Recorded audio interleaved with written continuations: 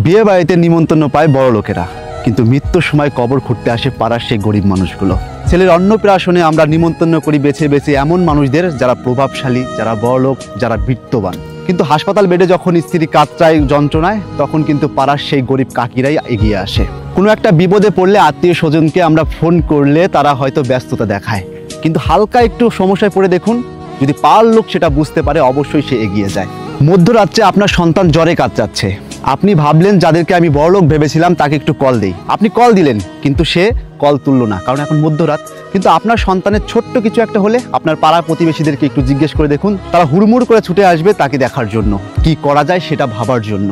তাই কখনো পাড়া প্রতিবেশীর সঙ্গে কখনো খারাপ ব্যবহার করবেন না, তাদের সঙ্গে কখনো সম্পর্ক খারাপ করবেন না, কারণ সবসময় বিপদের সঙ্গী তারাই হয়ে ওঠে। আপনার প্রত্যেকটা আনন্দের মুহূর্ত অবশ্যই তাদেরকে ভাগিদার বানান, কারণ তারাই আপনার জীবনের শেষ মুহূর্তের শেষ সঙ্গী।